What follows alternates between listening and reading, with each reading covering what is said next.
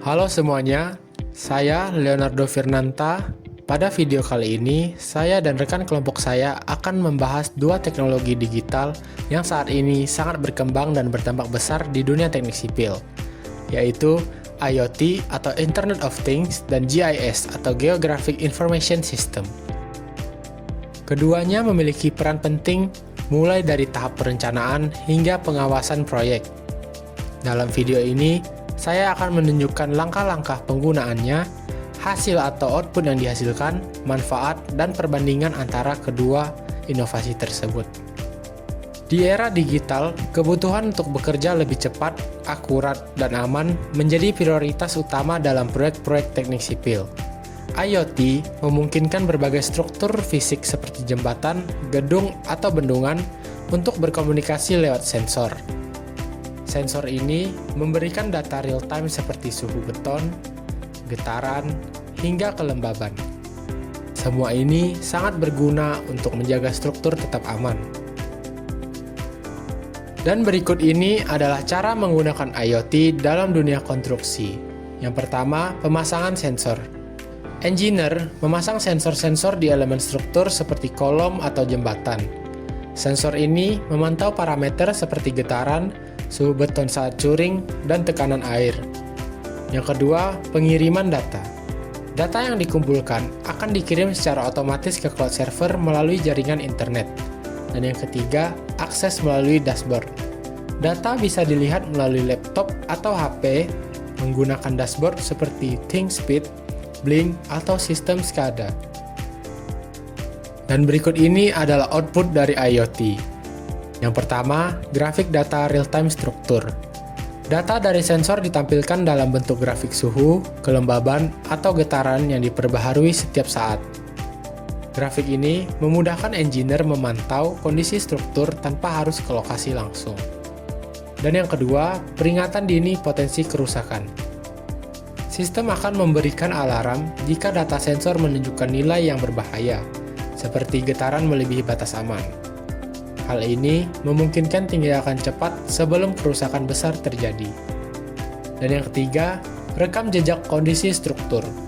Semua data yang terekam disimpan dalam basis data yang bisa ditelusuri kembali kapan saja. Riwayat ini sangat berguna untuk evaluasi, inspeksi berkala, dan perencanaan pemeliharaan. Dan manfaat dari IoT adalah sebagai berikut. Yang pertama, keselamatan dapat meningkat. Dengan pemantauan otomatis 24/7, resiko keruntuhan bangunan atau jembatan dapat ditekan seminimal mungkin. Deteksi dini memberi waktu lebih untuk mencegah kejadian fatal. Dan yang kedua, efisiensi tenaga kerja. Inspeksi manual yang sebelumnya memakan waktu bisa digantikan oleh sistem sensor otomatis. Hal ini mengurangi biaya dan tenaga kerja di lapangan.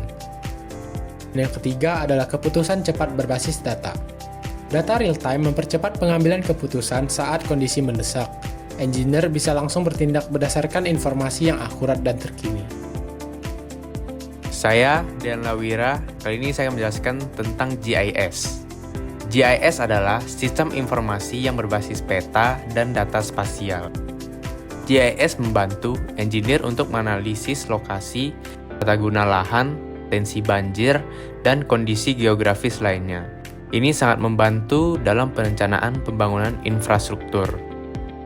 Baik, kali ini saya akan menjelaskan langkah-langkah penggunaan GIS. 1. Pengumpulan data spasial. Engineer mengambil data dari citra satelit, drone, atau hasil survei topografi. Data ini bisa berupa ketinggian tanah, jaringan sungai, dan zona rawan banjir. 2. Pengolahan data dalam software GIS. Menggunakan aplikasi seperti ArcGIS atau QGIS. Data dimasukkan dalam bentuk layer-layer peta. 3. Analisis lokasi.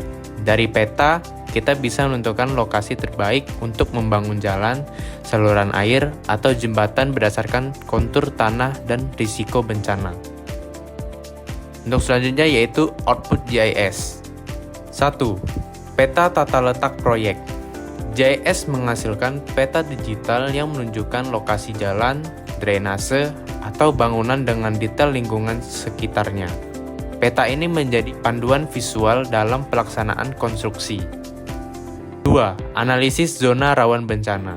Dengan mengelola data topografi dan histori kejadian alam, GIS bisa menunjukkan area yang berpotensi banjir atau longsor. Ini membantu menghindari pembangunan di lokasi beresiko tinggi. 3. Simulasi dampak pembangunan. GIS memungkinkan simulasi bagaimana perubahan tata ruang mempengaruhi aliran air, lalu lintas, atau lingkungan. Simulasi ini berguna dalam mengevaluasi dampak jangka panjang proyek. Untuk selanjutnya yaitu manfaat GIS. 1. Perencanaan wilayah yang lebih akurat. GIS membantu memilih lokasi paling strategis dan aman untuk membangun infrastruktur. Keputusan berdasarkan peta dan data spasial lebih dapat dipertanggungjawabkan. 2. Komunikasi visual yang efektif. Tim teknik, pemerintah, dan masyarakat dapat memahami rencana proyek melalui peta interaktif. Ini memudahkan koordinasi dan mengurangi kesalahpahaman. 3. Dukungan terhadap pembangunan berkelanjutan. GIS mempertimbangkan aspek lingkungan, sosial, dan ekonomi dalam setiap keputusan lokasi. Hasilnya, proyek yang dibangun lebih ramah lingkungan dan minim konflik.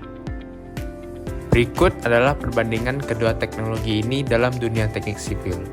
Dalam aspek fungsi, IoT pemantauan struktur real-time, sedangkan GIS analisis dan perencanaan spasial.